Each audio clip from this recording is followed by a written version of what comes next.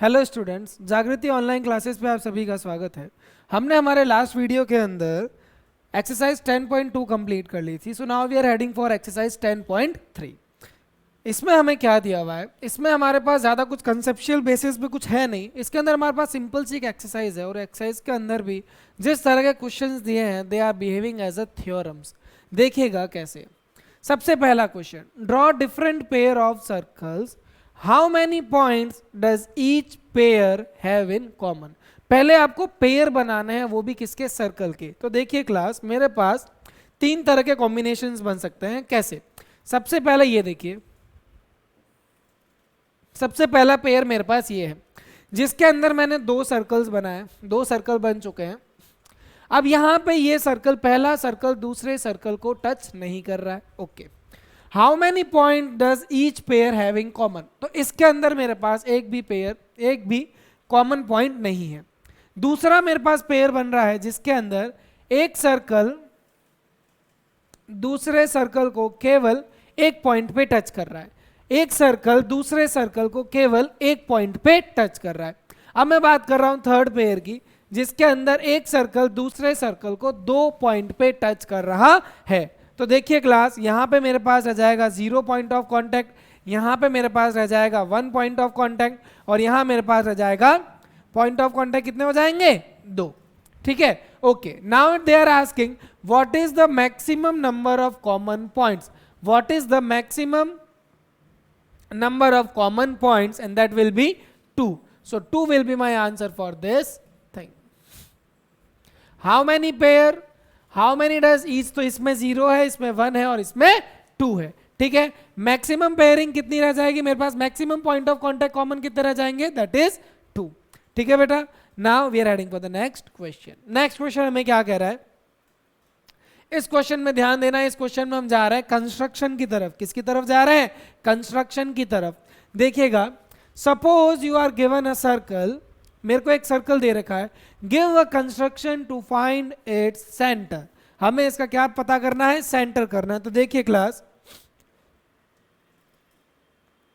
Let suppose I am provided with a circle, मुझे एक circle दे रखा है। ठीक है, अब यहां पे मुझे क्या करना है? इसका सेंटर पता करना है। क्या पता करना है? सेंटर पता करना है। तो देखना क्लास, मेरे पास जैसे मान लीजिए आपके पास, जैसे अगर आप एक बैंगल लेते हो, let suppose you are taking a bangle and you are drawing a circle using that. आप एक चूड़ी लेते हो, चूड़ी से एक सर्कल बनाते हो, तो उसका सेंटर आपको पता नहीं होता। तो अब मैं इसके सेंटर कैसे पता करूंगा? देखिएगा क्लास, उसके लिए आपको क्या करना पड़ेगा? Take 2 chords, take 2 chords. तो लेट सपोज मैंने पहला कॉर्ड तो ये ले लिया और दूसरा कॉर्ड ये ले लिया, ए बी सी।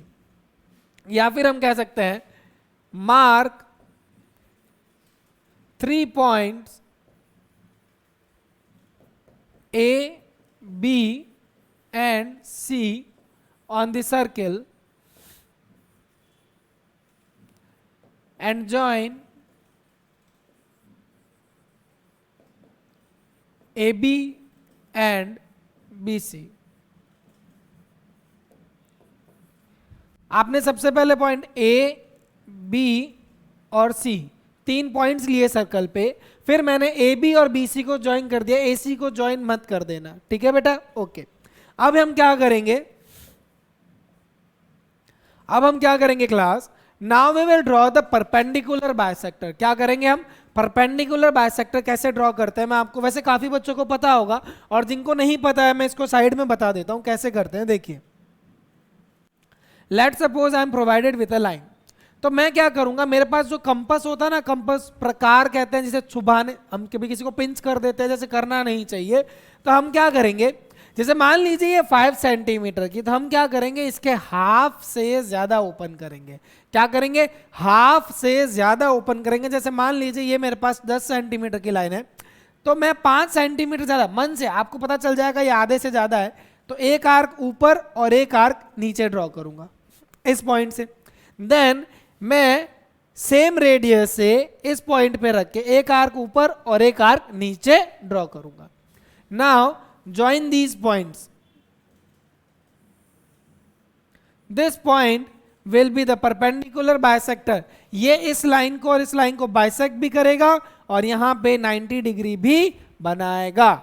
ठीक है क्लास, तो एक बार मैं आपको वापस समझाता हूं। देखिए जैसे मेरे बी से जितनी भी है, मैं क्या करता हूं, इस बी सी का एक पॉइंट बी से एक आर्क ऐसे और एक आर्क ऐसे, फिर पॉइंट सी से एक आर्क ऐसे और एक आर्क ऐसे, then I will going to join this line, मैं इसे ज्वाइन कर दूंगा। ठीक है, तो ये मेरे इसके ऊपर परपेंडिकुलर बाइसेक्टर बन गया। अब मैं क्या करूंगा, वापस यहां पे अब मुझे ए बी का परपेंडिकुलर, तो एक बार पॉइंट ए पे रख के एक आर्क ऐसे और एक आर्क नीचे, एक बार बी पे रख के एक बार ऐसे और एक बार ऐसे। Now I will going to join these.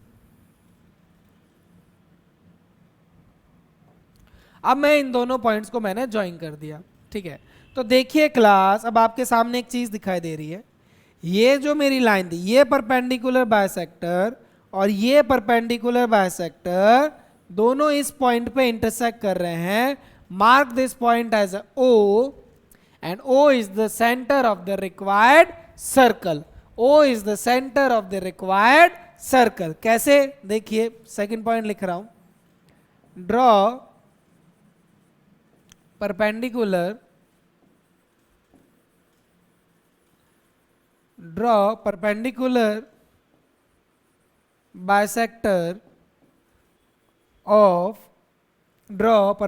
bisector of AB and BC which intersect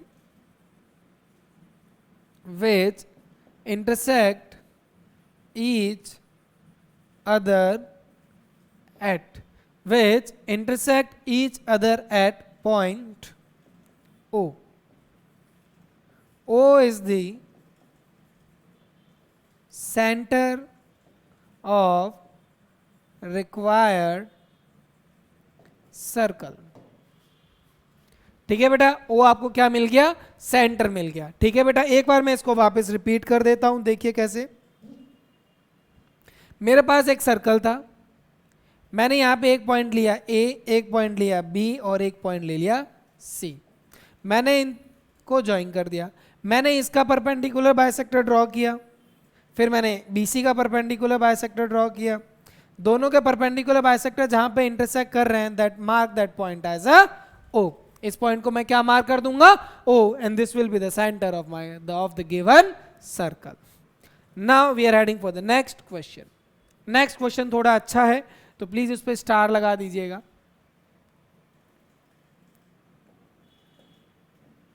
अब देखिए, if two circles intersect at 2 points, prove that the center lies on the perpendicular bisector of the common chord। तो देखिए class, सबसे पहले हमें 2 circle draw करना है।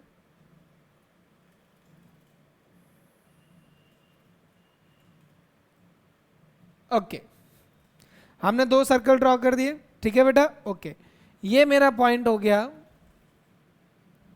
C1 और इसका सेंटर हो गया C2। Is it fine? Okay. If two circles intersect at 2 points, prove that center lies on the perpendicular bisector of the common chord। तो सबसे पहले बात करते हैं सर, इन दोनों के बीच में कॉमन कॉर्ड कौन सी होगी, ये होगी, यस और नो। कॉमन कॉर्ड क्या होगी, ये होगी। ओके, और इसको ले लिया मैंने ए, इसको ले लिया मैंने बी। कॉमन कॉर्ड की बात कर रहा है तो ड्रॉ तो करनी पड़ेगी, ठीक है ना।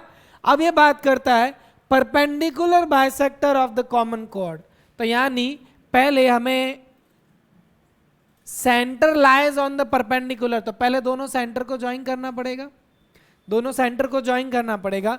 Now we have to prove that ये मेरे परपेंडिकुलर है, ये मेरे परपेंडिकुलर है। तो देखिए क्लास, इसमें मैं नेमिंग कर रहा हूं, इसको और इसको ज्वाइन कर दिया, इसको और इसको ज्वाइन कर दिया। ये हो गया मेरा एंगल 1, ये हो गया एंगल 2, ये हो गया एंगल 3 और ये हो गया एंगल 4। ठीक है बेटा, ओके।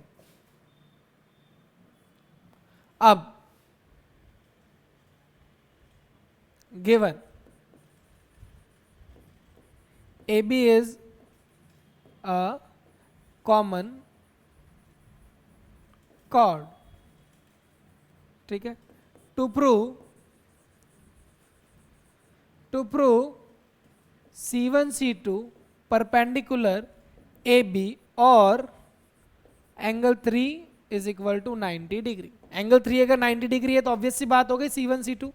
इसको मान लेते हैं मैं पॉइंट P मान लिया, इस पॉइंट को मैंने क्या मान लिया, P मान लिया, ठीक है बेटा। जहां पे मेरे कॉमन कॉर्ड और दोनों के सेंटर इंटरसेक्ट कर रहे हैं तो वो मैंने क्या मान लिया, पॉइंट P।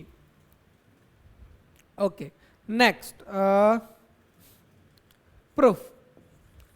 तो देखिए क्लास, इसके लिए मैं सबसे पहले क्या करूंगा, in triangle AC1 C2, in triangle AC1 C2 and triangle BC1 C2, मतलब मैं कौन से वापस बड़ा बना के बता रहा हूं, ये हो गया मेरे पास A C1 C2 और B, ठीक है क्लास। तो देखिएगा ये रेडियस है और ये रेडियस है, ये भी रेडियस है और ये भी रेडियस है, ठीक है। So I can say that AC1 is equal to BC1, AC2 is equal to BC2, C1 C2 is equal to C1 C2। ये क्या हो गई, रेडियाई, ये क्या हो गई, रेडियाई, मतलब एक ही सर्कल की रेडियस है, और ये क्या हो गई, कॉमन। तो by triangle AC1 C2 is congruent to triangle BC1 C2 by side congruency, by side congruency. So I can say that angle 1 is equal to angle 2 by CPCT. Angle 1 और angle 2 मेरे दोनों क्या हो गए, बराबर हो गए with the help of CPCT. Okay, now अब हम क्या करते हैं,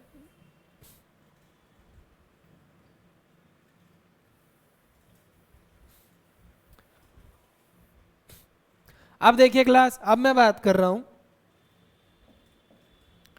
in triangle AC1P and triangle BC1P, मतलब किस ट्राइंगल की बात कर रहा हूं, देखिए ABCP, ये वाली साइड इस साइड के बराबर है, यस और no. So I can say that AC1 is equal to BC1, then angle 1 is equal to angle 2, angle 1 is equal to angle 2 and CP is equal to CP common.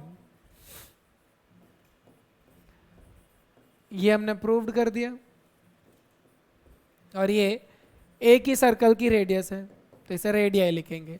So triangle AC1P is congruent to triangle BC1P by side angle side congruency. So I can say that angle 3 is equal to angle 4 by CPCT. ये मेरा angle 3 और angle 4 थे। अब आपको पता है बेटा angle 3 and angle 4 are formed on a straight line. Angle 3 और एंगल 4 एक स्ट्रेट लाइन पे बने हुए, दैट इज कॉमन कॉर्ड पे। So here angle 3 plus angle 4 is equal to 180 degree. आप लीनियर पेयर भी लिख सकते हो या फिर स्ट्रेट एंगल भी लिख सकते हो, ठीक है। एंगल 3 और एंगल 4 बराबर है, so I can write that angle 3 plus angle 3 is equal to 180 degree. Twice of angle 3 is equal to 180 degree. Angle 3 is equal to 180 upon 2 is equal to 90 degree. Angle 3 is equal to angle 4 is equal to 90 degree. Hence prove. Hence prove. ठीक है बेटा, तो इसके साथ आपका ये question prove हो जाता है। Is it fine? Okay. So with this we have completed our exercise 10.3. हमने हमारी एक्सरसाइज 10.3 कंप्लीट कर ली है। Now we are heading for the next exercise 10.4। अब हम बात कर रहे हैं एक्सरसाइज 10.4, ठीक है। सो एक्सरसाइज 10.43 हमारी यहीं पे कंप्लीट हो जाती है। तो नाउ इट्स टाइम आज की, तो अब हमारा नेक्स्ट एक्सरसाइज हमारा नेक्स्ट वीडियो के अंदर करेंगे। इट्स टाइम टू से गुड बाय, टेक केयर।